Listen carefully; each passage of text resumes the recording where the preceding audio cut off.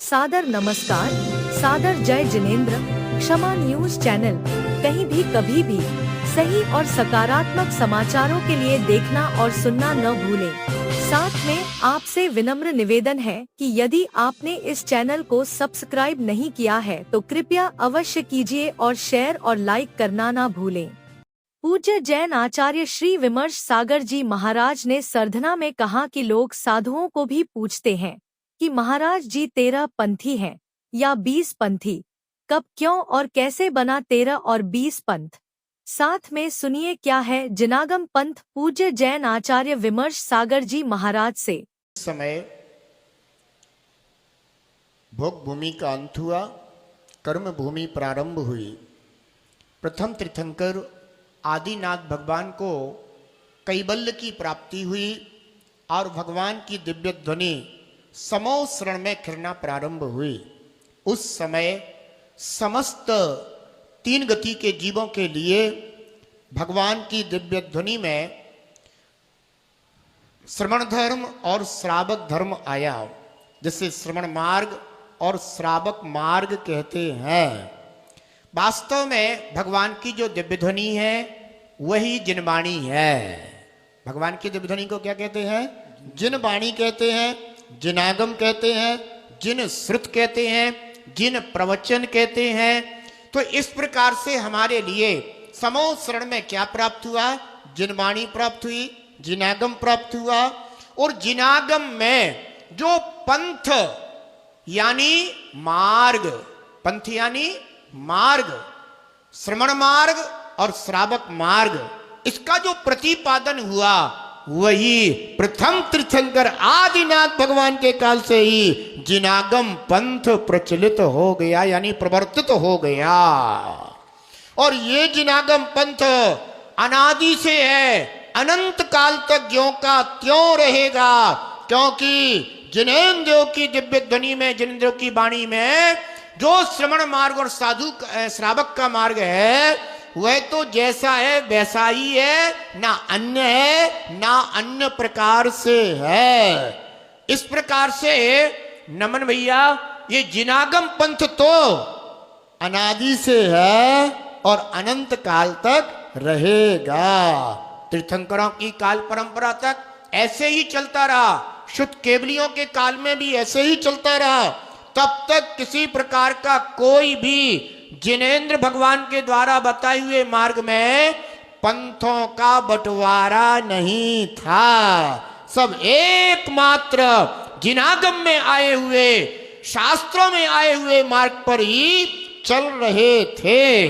लेकिन ये होंडा अवसरपणी काल है, काल दोष के कारण फिर इस पंचम काल में अनेक प्रकार के पंथ उत्पन्न होने लगे।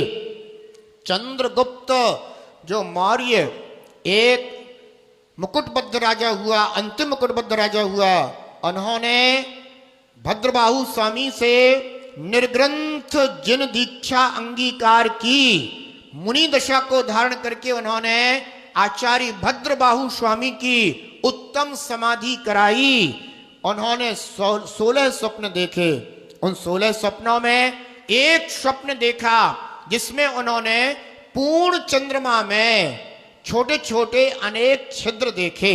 उस स्वप्न का फल था कि अब इस पंचम काल में धीरे धीरे एक जिनागम पंथ में यानी जिन मत में अनेक पंथ यानी मत उत्पन्न होने लग जाएंगे, यानी अनेक मार्ग उत्पन्न हो जाएंगे। और यही हुआ कि धीरे धीरे काल दोष से फिर एक जिनमत में अनेक मत उत्पन्न हुए।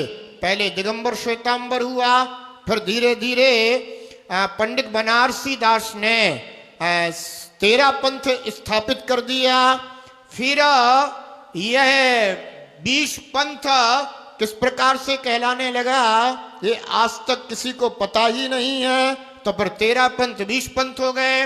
फिर जब 13 पंथ 20 पंथ के विवाद थोड़े से बढ़ने लगे तो फिर कुछ लोगों ने 13 और 20 दोनों को मिलाकर के 33, 33 का आधा 16.5, उन्होंने 16.5 पंथ चला दिया। तो फिर एक 16.5 पंथ आ गया। फिर अभी अभी कुछ समय पहले ही 13 पंथ में ही अब शुद्ध 13 पंथ प्रारंभ हो गया। तो ये जितने भी पंथ हैं ये सब पंचम काल में उत्पन्न हुए हैं। सर्वज्ञ देव के द्वारा ये पंथ प्रवर्तित नहीं है। ये सारे के सारे पंथ अल्पज्ञों के द्वारा समय समय पर पैदा किए गए हैं। और इसी प्रकार से अभी आगे चल करके और भी अनेक पंथ उत्पन्न हो जाएंगे, अनेक परंपराएं उत्पन्न हो जाएंगी। ये सब काल दोष है। जब मैं बीएससी करने के बाद इस मोक्ष के मार्ग पर आया, गुरु चरणों में पहुंचा और उनको देख करके वैराग उत्पन्न हो गया। जब मैं इस मार्ग में आ गया तब मुझे पता चला कि समाज में लोग बाग साधुओं को भी इस प्रकार से देखते हैं कि ये कौन से साधु आए हैं, 13 पंथी आए हैं कि 20 पंथी आए हैं। उसके पहले मुझे पता ही नहीं था कि लोग बाग ऐसे भी पूछते हैं।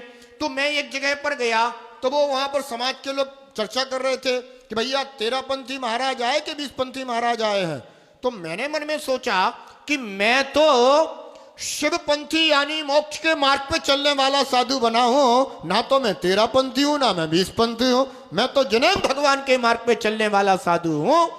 फिर मन में विचार आया कि आखिर ये लोग 13 पंथ 20 पंथ की चर्चाएं क्यों करते हैं, क्या कारण है। तो फिर हमने शास्त्र पढ़ना शुरू किए तो शास्त्रों में कहीं भी इन पंथों की कोई भी चर्चा उल्लिखित नहीं है। मन में विचार आया जब शास्त्रों में इनकी चर्चा ही नहीं है तो हम इन पंथों को क्यों माने, क्योंकि मार्ग बताने वाले तो तीर्थंकर भगवान हुआ करते हैं। इसके अलावा कोई भी मार्ग प्रवर्तित नहीं कर सकता। तीर्थंकरों के द्वारा ही धर्म तीर्थ का प्रवर्तन हुआ करता है।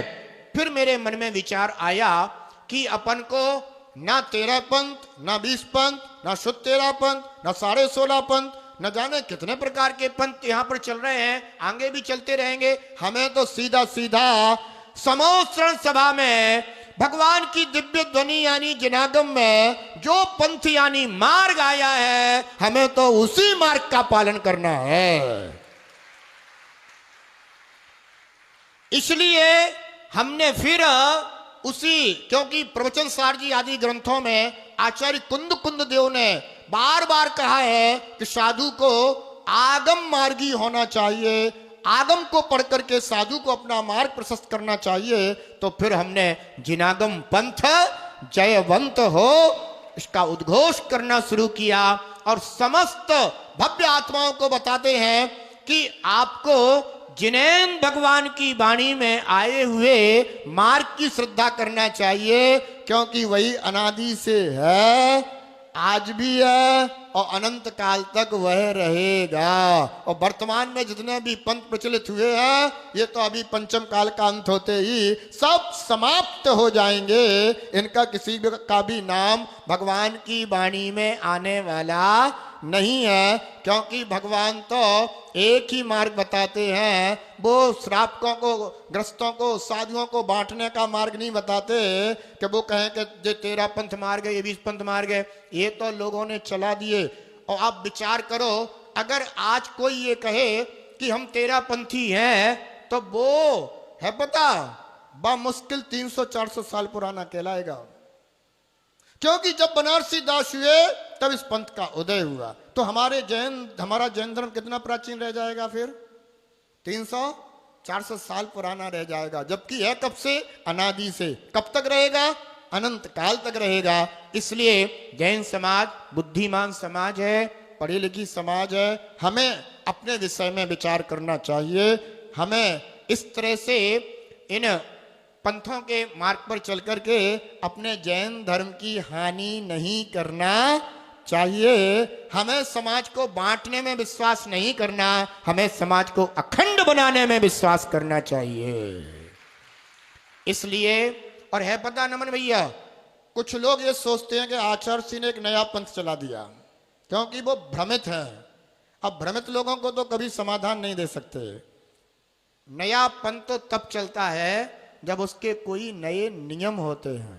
हमने कोई नए नियम नहीं बताए हैं, हमने सिर्फ जिनागम पंथ जयबंतों के माध्यम से प्रेरणा दी है कि आप सभी जिनागम को पढ़ें, शास्त्रों को पढ़ें, अपना मार्ग समझें और उस मार्ग पे चलें। ध्यान रखना, इसलिए हमें अपने जैन समाज को अखंड देखना है। कैसा देखना है?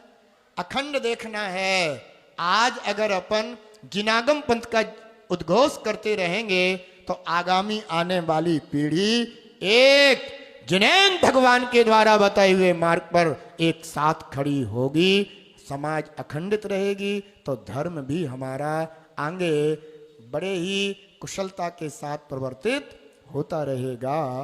ऐसा क्षमा न्यूज चैनल देखने के लिए आपको बहुत बहुत धन्यवाद। सादर प्रणाम। सादर जय जिनेंद्र।